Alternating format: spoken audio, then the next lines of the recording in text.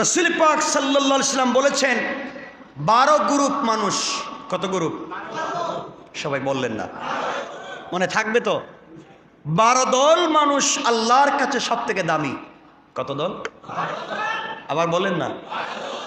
নম্বর 1, আল্লাহ রাসূল বলেছেন, বুখারীর হাদিস 5027 নম্বর হাদিস, রাসূল সাল্লাল্লাহু আলাইহি ওয়াসাল্লাম বলেছেন, খায়রুকুম মান তাআল্লামাল কুরআনা ওয়া আল্লামা, তোমাদের মধ্যে সর্বোত্তম ওই ব্যক্তি যিনি যে কোরআন শিখে এবং অন্যকে কোরআন শিখায়। আল্লাহর কাছে সব থেকে দাম তার বেশি। একটু আস্তে বল হয়ে গেল মনে। তাহলে 12 গ্রুপ মানুষ কার কাছে দামি? এর মধ্যে 1 নম্বর যারা কোরআন শিখে এবং কোরআন শিখায়। এখন আপনারা কারা কারা কোরআন শিখান? হাত তুলেন তো দেখি। কোরআন শিখান, কোরআন শিখান, কোরআন শিখান আছেন কেউ? নাই। তাহলে আপনারা সর্বোত্তম ব্যক্তি হওয়ার মধ্যে যারা কোরআন শিখায় নাই। আল্লাহ বলছেন যারা কোরআন শিখে। আপনারা কি কোরআন শিখেন? কথা বলছেন না। আপনাদেরকে হাতে অসুবিধা আছে? আমি এখানে কি করতেছি? কোরআন শিখাচ্ছি। আমি বলছি আর আপনারা শুনছেন, তাহলে আমি শিখাচ্ছি আর আপনারা শিখছেন। তাহলে আল্লাহ রাসূল বলেছেন, খায়রুকুম মান তাআল্লামাল কুরআনা ওয়া আল্লামা, যারা শিখে এবং শিখায় তারা উত্তম। তাহলে আমি এখানে কি শিখাইতেছি আর আপনারা কি শিখতেছেন? তাহলে উত্তম কারা? আসতে বললেন যে, আওয়াজ করে বিশ্বাস, আত্মবিশ্বাস, কনফিডেন্সের সাথে বলেন, সব থেকে সর্বোত্তম মানুষ কারা? আওয়াজ করে বলেন কারা? আল্লাহর কাছে ফিরে গিয়ে বলতে পারবো, রব আমরা কোরআন শিখেছি, কোরআন শিখিয়েছি, এটা সত্য। খায়রুকুম মান তাআল্লামাল কুরআনা ওয়া আল্লামা, বিনত বিবির আজকের দিনের কথা কিয়ামতের দিন কোট করে রেকর্ড করে আল্লাহর কাছে জানিয়ে দেব, আল্লাহ আজকের দিনে রসিলা হলেও আমাদেরকে ক্ষমা করে দেন। যে বলেন না আমিন। আমি এখানে কি শিখাচ্ছি? আপনারা কি শিখছেন? তাইলে 1 নাম্বার যারা কোরআন শিখে এবং যারা কোরআন শিখায়, আল্লাহর কাছে 1 নম্বরে সর্বোত্তম জাতি তারা। সুবহানাল্লাহ বলেন। তাহলে আমরা 1 নাম্বার। কয় নাম্বার হইলাম? 1 নাম্বার থাকবে তো ঠিক মতো? তাফসির তো বহুত করি, কিছুই মনে থাকে না। দীর্ঘ 8 বছরই তাফসির করি। তাহলে আজকের কতটুকু মনে রাখবেন ইনশাআল্লাহ? 1 নম্বর। 2 নম্বর, বুখারী শরীফের 6035 নম্বর হাদিসে রাসূল সাল্লাল্লাহু আলাইহি ওয়াসাল্লাম বলেছেন, ইন্না খিয়ারাকুম আহাসিনুকুম আখলাকা, নিশ্চয় তোমাদের মধ্যে সর্বশ্রেষ্ঠ ওই ব্যক্তি যে তোমাদের মধ্যে সর্বোত্তম আচরণের অধিকারী, যার আচরণ সব থেকে শ্রেষ্ঠ, যার আচরণ সব থেকে ভালো, যার ব্যবহার সব থেকে ভালো, আল্লাহর কাছে সব থেকে দামি। সুবহানাল্লাহ বলতে পারলেন? আপনাদের আচরণ কেমন? খুব ভালো। খুব ভালো না? মসজিদে বাইরে যাওয়ার সময় জুতা পাওয়া যায় না খুঁজে, একটা সমস্যা। বাসায় গেলে দেখবেন সবার সাথে সম্পর্ক ভালো। এমনও আছে তাহাজ্জুদ পড়তে পড়তে পড়তে পড়তে সেজদায় গেলে কামতে কামতে অবস্থা খারাপ, সেজদার থেকে উঠতেই বউরে পিটায়। কত কেন? তাহলে আচরণটা কেমন হয়ে গেল? অনেক লোক আছে বন্ধু বান্ধবের সঙ্গে চমৎকার আচরণ, সবার সাথে ভালো ব্যবহার, বাসায় গিয়েই বাপরে দেখতে পারে না, মায়ের সঙ্গে খারাপ ব্যবহার করে। আছে না নেই? কথা বলছেন না? তাহলে মনে রাখবেন, আপনার আচরণ সব থেকে উত্তম আপনাকে বলতে পারবে কে? আপনার ঘরে আপনি যার সাথে চলেন, আপনার স্ত্রী বলতে পারবে আপনি কত নম্বরের ভালো মানুষ। ঠিক কিনা বলেন? আর যারা বিয়ে করেন নাই আপনারা বেঁচে গেলেন মনে হইতেছে, আপনারা বাঁচবার সম্ভাবনা নাই। মনে রাখবেন, আপনি কেমন বলতে পারবে আপনার স্ত্রী, বলতে পারবে আপনার ড্রাইভার, বলতে পারবে আপনার পাশের লোক যে আপনার সঙ্গে সব সময় থাকে, সেই বুঝতে পারবে আপনি কত নম্বরের। কথা বুঝতে পেরেছেন? সুতরাং আমার আপনার আচরণকে ঠিক করা লাগবে কি লাগবে না? বলেন না। আল্লাহর কাছে সব থেকে শ্রেষ্ঠ ব্যক্তিদের 2 নম্বর তারা যাদের আচরণ, যাদের ব্যবহার, কথা বলেন না কেন? তাহলে আমাদের আচরণ ভালো হওয়া দরকার আছে না নাই?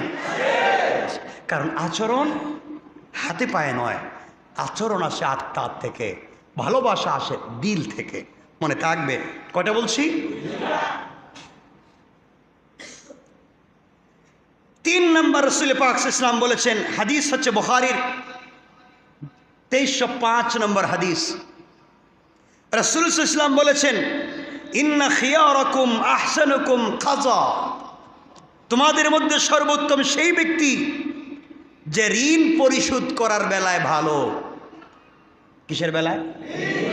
ঋণ পরিশোধ করবার বেলায় যেই ব্যক্তি ভালো, সে তোমাদের মধ্যে সর্বোত্তম। আল্লাহ বলছেন আমি তাকে ভালোবাসি। দেখবেন কাউকে ঋণ দেওয়ার সময় নিজেকে বহুত ভদ্রলোক মনে হয়। আপনি যদি কাউকে ঋণ দেন, মনে করবেন আলহামদুলিল্লাহ মাশাআল্লাহ আমি ঋণ দিতে পেরেছি। আর যখন ঋণ তারা খুঁজতে যাইবেন তখন মনে হইব আপনি ফকির। কথা বলেন না কেন? আর সে দিতে রাজি না। আচ্ছা, মনে রাখবেন, মনে রাখবেন। আবারও বলছি, মনে করিয়ে দিচ্ছি একটা হাদিস। বাবার কাঁধে সন্তানের লাশ বহন করা যেমন কঠিন বুঝা, বাবার কাঁধে সন্তানের লাশ যেমন বুঝা, একজন মৃত ব্যক্তি যদি দুনিয়ার জমিনে ঋণ রেখে যায় তা তার চাইতে আরো বেশি বুঝা এবং ভয়ঙ্কর। সুতরাং 1000 কোটি টাকা পাবলিককে দান করার চাইতে 2 টাকা ঋণ দেওয়া উত্তম। কথা বলছেন না কেন? 1000 কোটি টাকা পাবলিককে দান করার চাইতে 2 টাকা ঋণ দেওয়া মানে থাকবে তো ইনশাল্লাহ। আমার কাছে কেউ টাকা পয়সা পাননি? এখানে কেউ আসেননি? কেউ পাইনি আমার কাছে? মাশাআল্লাহ, বাইচা গেলাম। আব্দুল্লাহ যে মাঝে মাঝে পায়, ওইটা ওই যে কিছু আনে দেয় তো, ওইটা টাকা পয়সা, আর কিছু না। আপনারা কেউ আমার লেনদেন নাই তো?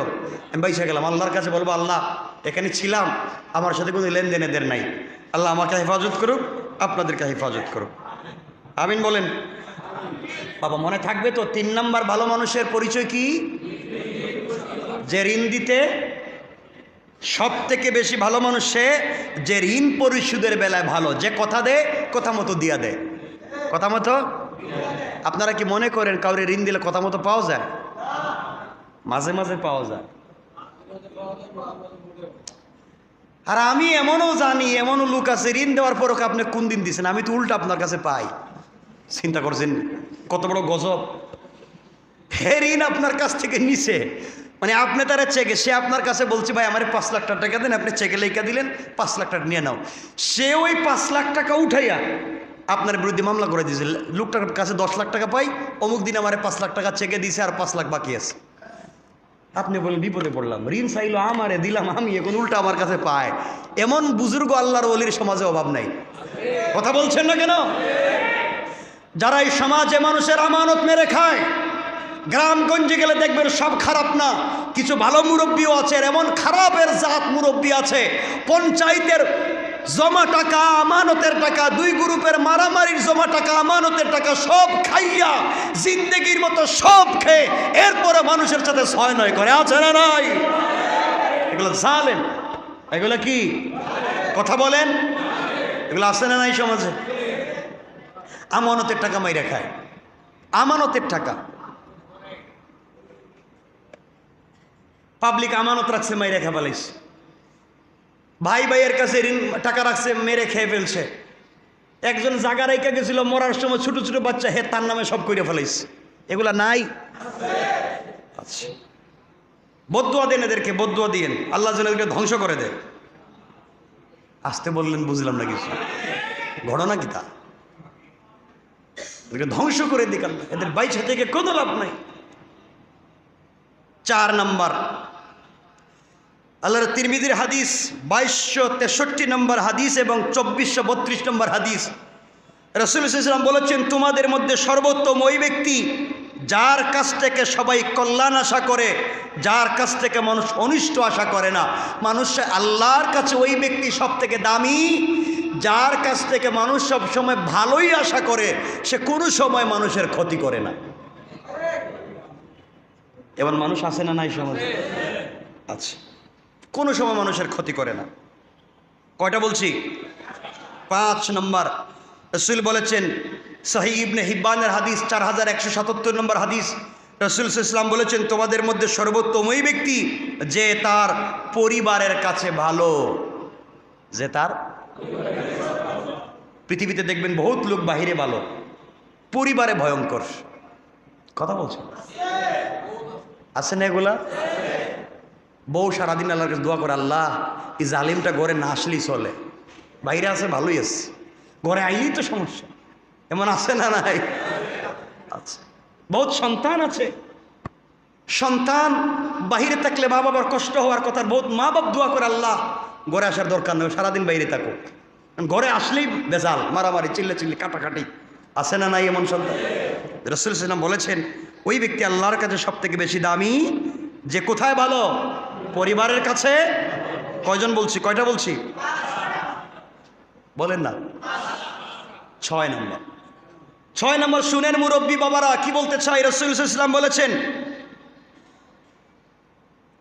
রাসূল সাল্লাল্লাহু আলাইহি ওয়াসাল্লাম বলেছেন, খায়রুকুম আতওয়ালুকুম, নবীজি সাল্লাল্লাহু আলাইহি ওয়াসাল্লাম বলেছেন তোমাদের মধ্যে সর্বশ্রেষ্ঠ ব্যক্তি সে যে তোমাদের মধ্যে বয়সেও বেশি, নেক কাজেও বেশি।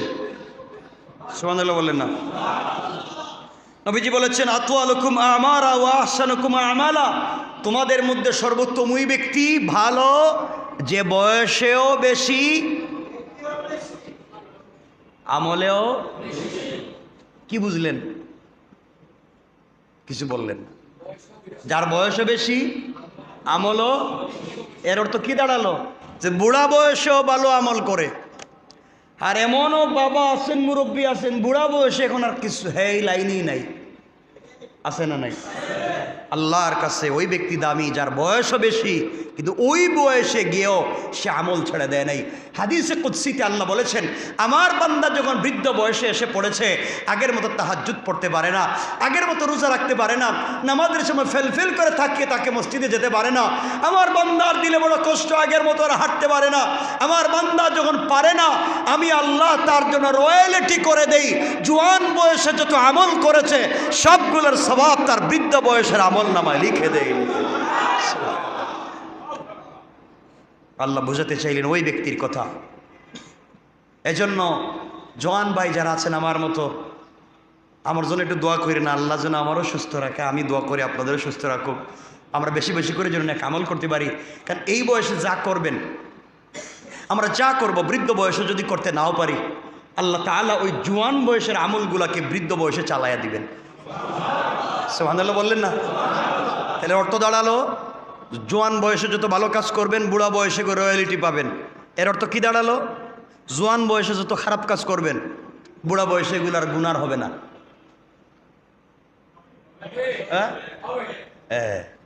অর্থ দাঁড়ালো আমরা যা করবো ওগুলো বাদ দিয়ে দিব, তওবা করবো কার কাছে?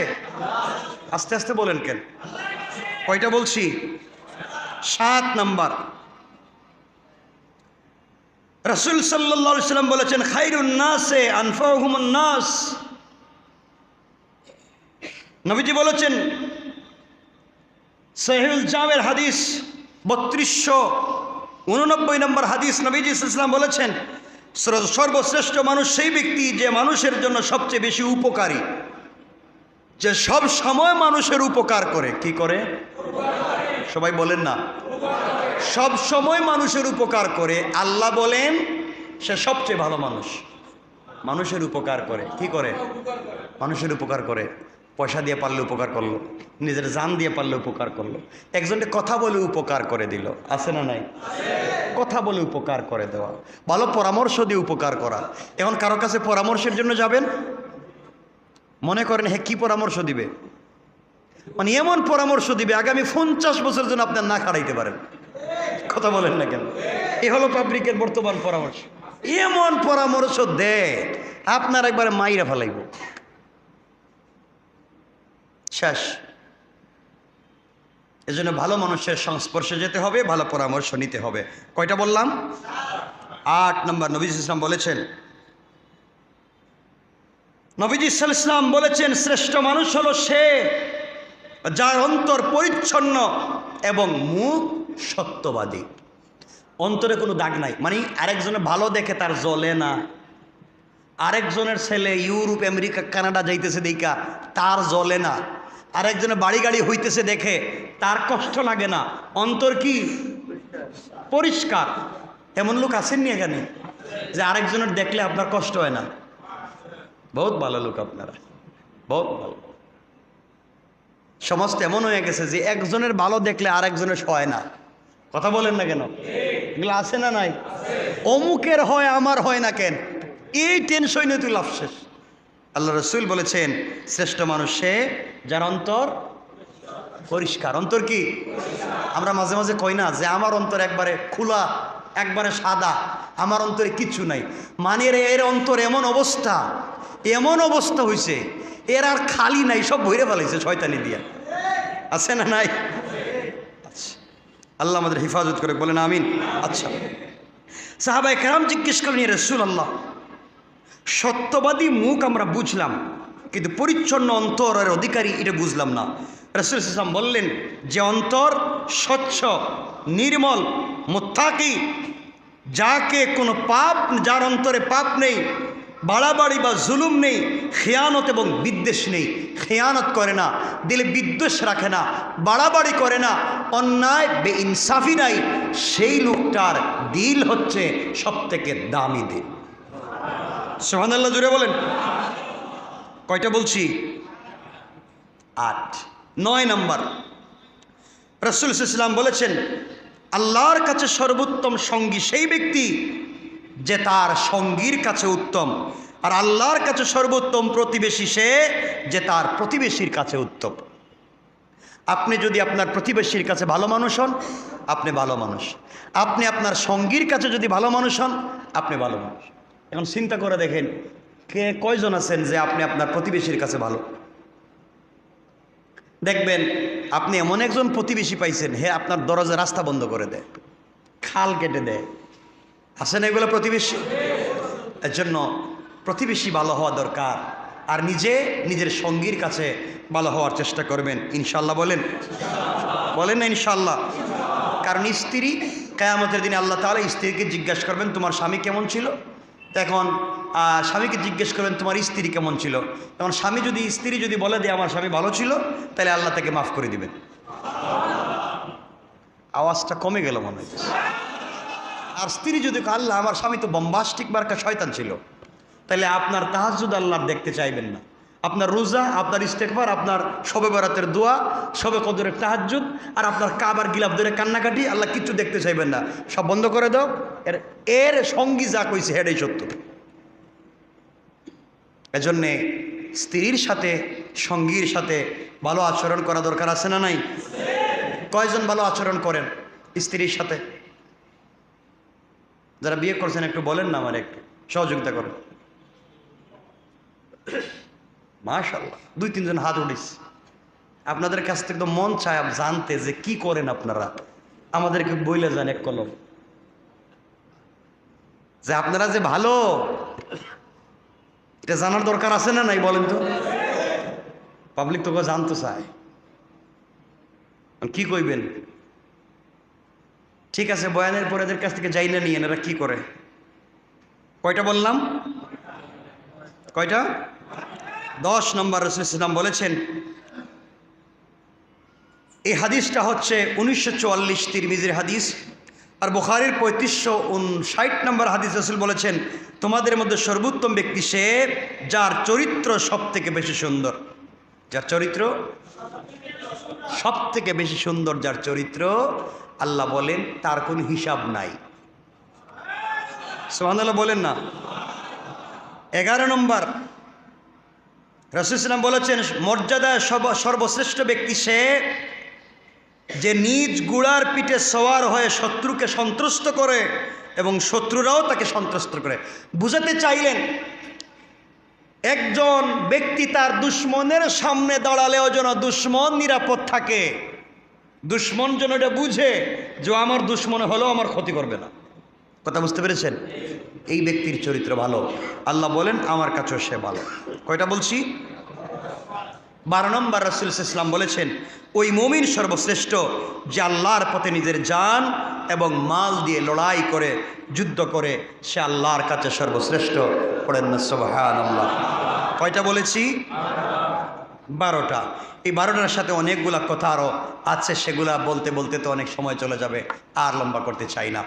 আমি শেষ কথা যেটা বলতে চাই, আমরা কি পারবো না এগুলো আমল করতে ইনশাআল্লাহ? এই জন্যে আমার মুসলমান বন্ধুগণ কথাগুলো দিল দিয়ে শোনেন।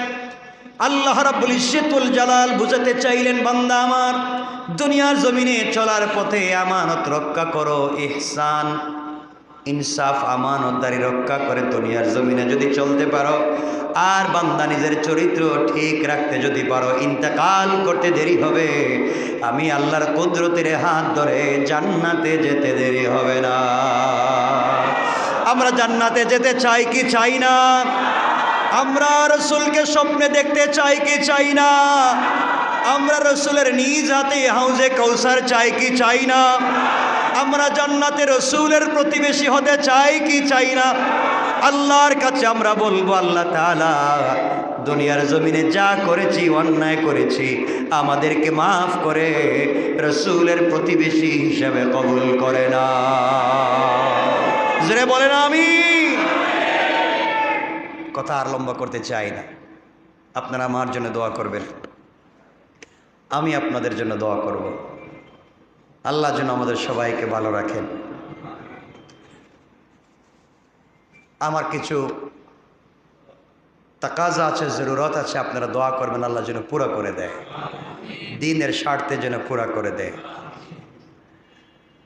আপনারা আসবেন সব সময়, আসবেন না?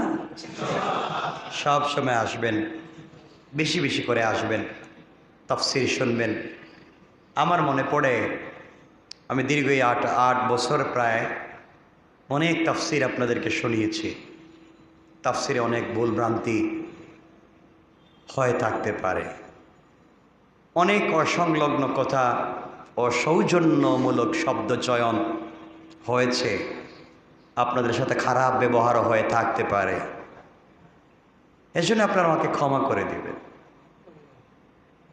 দিবেন না? এখানে কি কেউ আছেন, একটু কি বলবেন যে আমার ব্যবহারে কষ্ট পেয়েছেন, আমার আচরণে কষ্ট পেয়েছেন, আমার কথাবার্তায় কষ্ট পেয়েছেন? কষ্ট পেয়ে থাকলে আমাকে ক্ষমা করে দেবেন। আপনাদের সাথে কাটানো সময় আল্লাহ পাক যেন আমাকে সব সময় সাথে রাখবার সুযোগ করে দেয়। আপনারা ভালো থাকবেন, সব সময় কোরআন তাফসীর শুনতে আসবেন, আর আমার জন্য দোয়া করবেন। আমিও আপনাদের জন্য দোয়া করব। বেঁচে থাকলে আল্লাহ পাক যদি সুযোগ করে দেয়, যদি বেঁচে থাকি আবার দেখা হবে, আমি আপনাদের জন্য দোয়া করব, আপনারা আমার জন্য দোয়া করবেন। বলতে উঠে ক্ষমা করে দিবেন। আমরা একসাথে চলতে চাই দুনিয়া এবং জান্নাত পর্যন্ত। বাকি আপনারা তাফসীরে আসবেন এবং জুমায়ও আসবেন।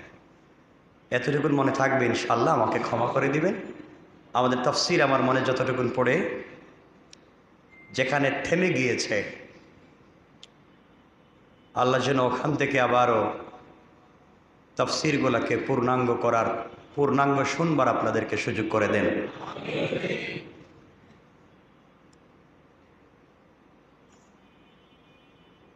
এতটুকুনি, আর বেশি কিছু বলতে চাই না। সবাই ভালো থাকবেন, সুস্থ থাকবেন, দোয়ায় আমাকে শামিল রাখবেন। আপনাদের দোয়া আমার চলার পথে অনেক দরকার।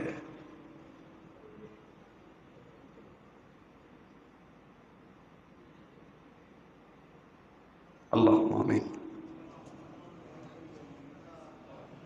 ربنا ظلمنا أنفسنا وإن لم تغفر لنا وترحمنا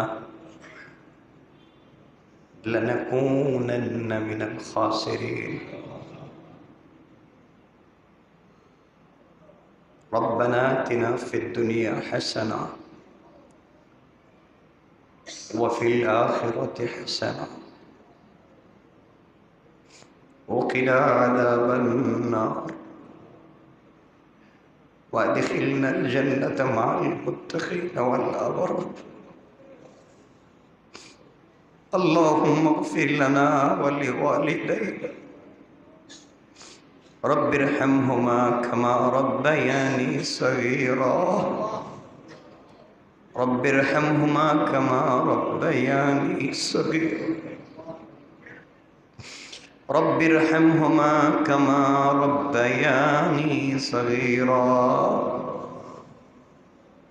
আয় আল্লাহ তাআলা জীবনের সবগুলা গুনার বোঝা মাথায় নিয়া লজ্জিত হয়ে, অপমানিত হয়ে, অপদস্থ হয়ে তুমি মুনিবের দরবারে তোমার মায়ার গোলামদেরকে নিয়ে হাত উঠাইছি।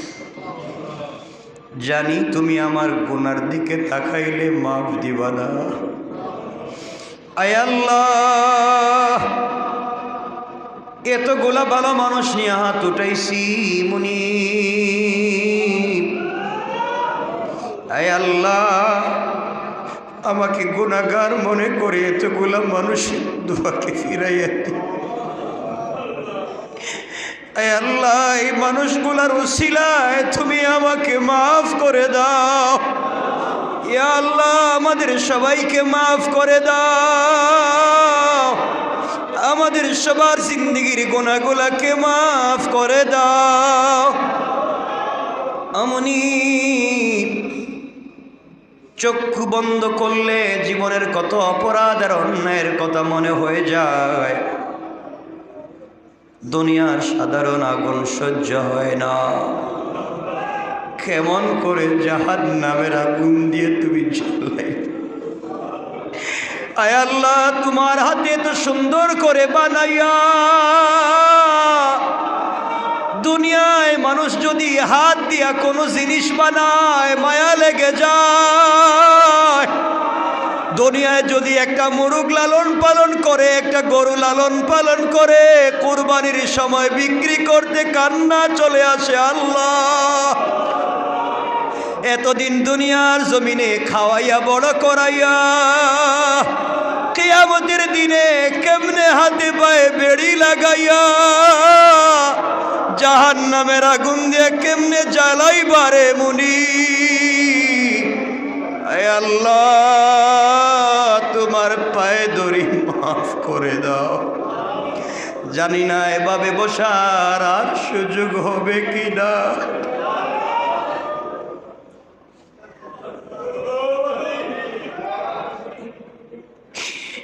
আল্লাহ, তুমি মাফ করে দিও। আল্লাহ, আমাদের সবাইকে তুমি মাফ করে দাও। আয় আল্লাহ, অন্যায় করেছি, অপরাধ করেছি, যত কিছুই করি তোমার গোলাম।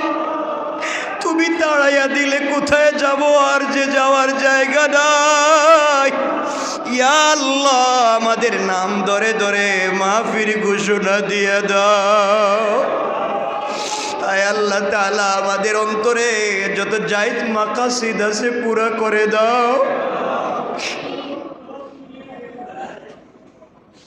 ইয়া আল্লাহ, জায়েজ মাকসাদগুলোকে পুরা করে দিও। আল্লাহ, আসমানি জমিনি মুসিবত থেকে বাঁচাইয়া দিও। মানুষ শয়তান জিন শয়তানের তামাম ওয়াসওয়াসা খারাপি থেকে বাঁচাইয়া দিও। আয় আল্লাহ, আজকে রাত্রে হাত উঠাইয়া কলিজার টুকরা দরদি বাবার কথা বারবার মনে হয়ে যায়। যেই বাবা সারাদিন কষ্ট করে মাথার ঘাম পায়ে ফেলে, সারাদিন কাজ করে ঘরে ফিরে নিজে না খাইয়া আমাদের খাওয়াইছে। আয় আল্লাহ, কতদিন গিয়েছে বাবা নতুন জামা পরে নাই, নতুন এক জোড়া জুতা পরে নাই, সব আমাদের জন্য করে দিয়া সেই বাবা যাদের কবরে চলে গিয়েছেন মুনিব। কত বাবার কবর ভেঙে গিয়েছে, আমাদের বাপজানের কবরটাকে জান্নাতের টুকরা বানাইয়া দাও। আল্লাহ, কিয়ামতের দিনে সবাই যখন রব্বি নফসি রব্বি নফসি বলে পাগলের মতো দৌড়াবে, ওই সময় যেন আমরা আমাদের দরদি বাবাকে না হারাইয়া যায়। আয় আল্লাহ তাআলা, আমাদের যাদের বাবা বেঁচে আছেন হায়াত বাড়াইয়া দাও, সুস্থ রাখো।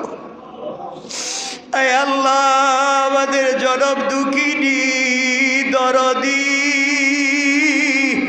মা যাদের নাই, একটা অক্ষর মা যেন সারা পৃথিবীর মধু ঢেলে দিয়েছ।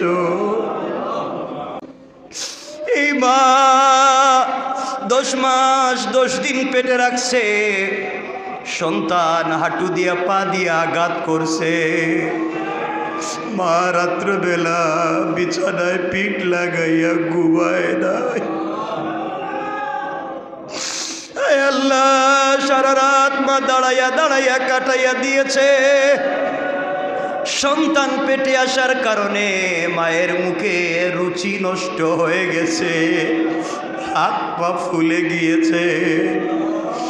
ডেলিভারির সময় মাকে যখন অপারেশন থিয়েটারে হসপিটালে ওটিতে নিয়ে যায়, মা ছোট ছোট বাচ্চার গলা চড়াইয়া কান্না করে বলে, বাবারে কপাল যদি ভালো হয় মায়ের মুখ দেখবে, কপাল যদি ভালো না হয় জনমের মতো বার বিদায় দিয়ে দে। সন্তান মাকে জড়াইয়া কান্না করে ডাক দিয়ে বলে, আম্মা তুমি না থাকলে কে আমাকে গোসল করাবে, কার গলা জড়াইয়া রাত্রে ঘুমাবো, কে আমাকে আদর করে নিজের হাতে খাওয়াইয়া দিবে। সেই মা যখন ওটিতে চলে যায়, লেবার রুমে চলে যায়, ডাক্তার ডাক দিয়া বলেছে হয়তো রুগীকে বাঁচানো যাবে না হয় বাচ্চারে। মা ডাক দিয়া বলেছে, ও ডাক্তার, আমি তো দুনিয়ায় অনেকদিন বাঁচলাম, আমাকে মেরে ফেলো, আমার বাচ্চাটারে দুনিয়ার আলো বাতাস দেখার ব্যবস্থা করে দাও। আল্লাহ তাআলা ডেলিভারির সময় রক্তাক্ত হইয়া অজ্ঞান হইয়া মা যখন পড়ে আছে, আমাদেরকে ডাক্তার খুলে নিয়ে মায়ের চেহারার সামনে ধরে বলছে, দেখ তোর কি হয়েছে।